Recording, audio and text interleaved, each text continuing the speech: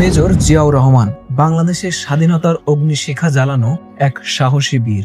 যুদ্ধের ময়দানে তিনি যেমন কৌশলী সেনানায়ক, তেমনি ছিলেন অবিচল দেশপ্রেমিক।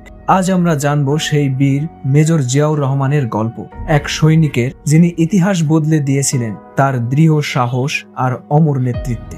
জন্ম: জিয়াউর রহমান 1936 সালের 19 জানুয়ারি ব্রিটিশ বেঙ্গলের বগুড়া জেলার নসিপুর ইউনিয়নে জন্মগ্রহণ করেন। তার পিতার নাম ছিল মনসুর রহমান এবং মাতার নাম ছিল জাহানারা খাতুন ওরফে রানী। 5 ভাইদের মধ্যে জিয়াউর রহমান ছিলেন দ্বিতীয়। তার পিতা কলকাতা শহরে এক সরকারি দপ্তরে রসায়নবিদ রূপে কর্মরত ছিলেন। তার ডাকনাম ছিল কমল।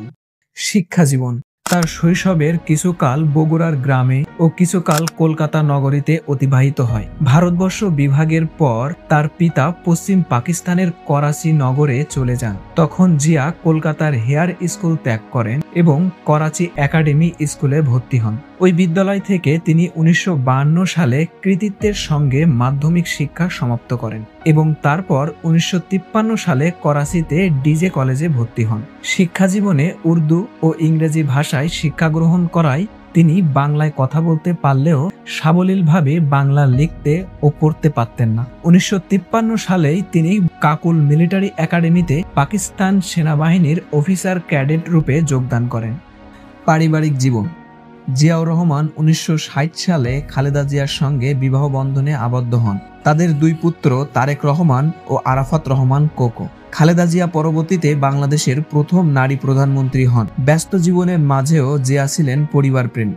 সন্তানদের দেশপ্রেমে উদ্বুদ্ধ করতেন এবং সরল শৃঙ্খলাপূর্ণ জীবনযাপন করতেন।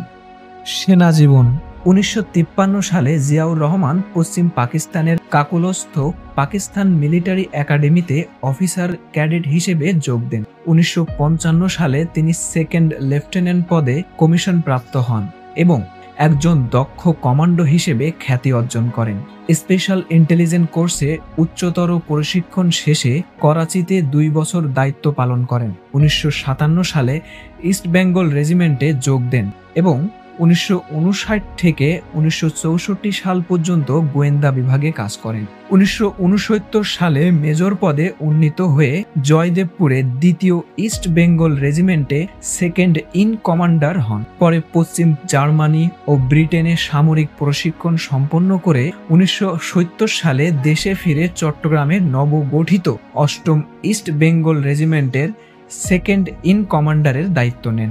বাংলাদেশের স্বাধীনতা: 1971 সালের 25 মার্চ রাতের অন্ধকারে পাকিস্তানি সেনারা অপারেশন সার্চলাইট চালিয়ে ঢাকায় হত্যাকাণ্ড শুরু করে। বঙ্গবন্ধু শেখ মুজিবুর রহমানকে গ্রেপ্তার করে পাকিস্তানে নিয়ে যাওয়া হয়। সেই ভয়াবহ পরিস্থিতিতে পুরো জাতি যখন নেতৃত্বহীন হয়ে পড়ে, এই সময় চট্টগ্রামে অবস্থানরত জিয়াউর রহমান গুরুত্বপূর্ণ ভূমিকা পালন করেন। 27 মার্চ 1971 সালে চট্টগ্রামের কালুরঘাট বেতার কেন্দ্র থেকে তিনি বাংলাদেশের স্বাধীনতার ঘোষণাপত্র পাঠ করেন।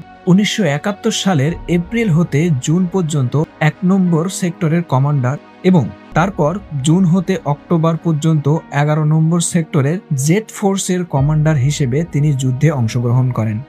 স্বাধীনতা যুদ্ধে বীরত্বের জন্য তাকে বীর উত্তম উপাধিতে ভূষিত করা হয়।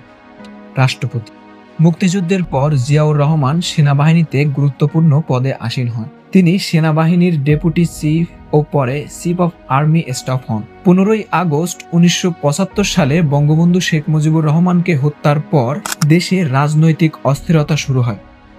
খন্দকার মুস্তাক আহমেদের নেতৃত্বে সরকার গঠিত হয়। পরে একের পর এক সামরিক অভ্যুত্থান ঘটে। 1975 সালের নভেম্বর মাসে অভ্যুত্থানের ধারাবাহিকতায় জিয়াউর রহমান দেশে কার্যত প্রধান নেতা হিসেবে আবির্ভূত হন।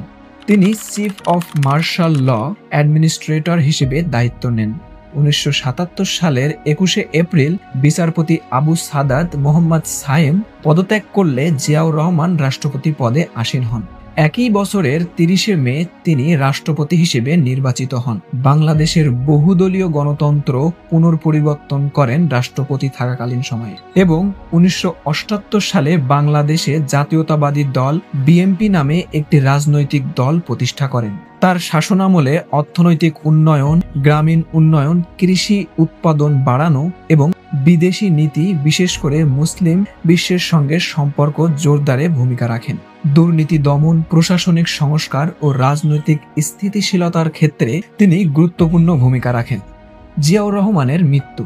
1981 সালের মে মাসে রাষ্ট্রপতি জিয়াউর রহমান চট্টগ্রামে সফরে যান। লক্ষ্য ছিল রাজনৈতিক কার্যক্রম জোরদার করা এবং তার দলের সাংগঠনিক ভিত্তি শক্তিশালী করা। 30 মে 1981 সালের ভোর রাতে চট্টগ্রামের সার্কিট হাউসে অবস্থানকালে সেনাবাহিনীর একদল বিদ্রোহী কর্মকর্তা হামলা চালায়। তাকে গুলি করে হত্যা করা হয়। বিদ্রোহের নেতৃত্ব দেন মেজর জেনারেল আবুল মনসুর। পরে এই অভ্যুত্থান দ্রুত দমন করা হয় এবং মঞ্জুরকে গ্রেপ্তার করা হয়। পরবর্তীতে রহস্যজনকভাবে নিহত হন। জিয়াউর রহমানের হত্যার খবরে দেশে ব্যাপক শোক ছড়িয়ে পড়ে। বিএনপি ও তার সমর্থকরা স্তম্ভিত হয়ে পড়েন। রাজনৈতিক অঙ্গনে অস্থিতিশীলতা দেখা দেয়। তাকে ঢাকায় আনা হয় এবং রাষ্ট্রীয় মর্যাদায় দাফন করা হয় চন্দ্রিমা উদ্যান, যেটাকে বর্তমানে জিয়া উদ্যান নামে পরিচিত।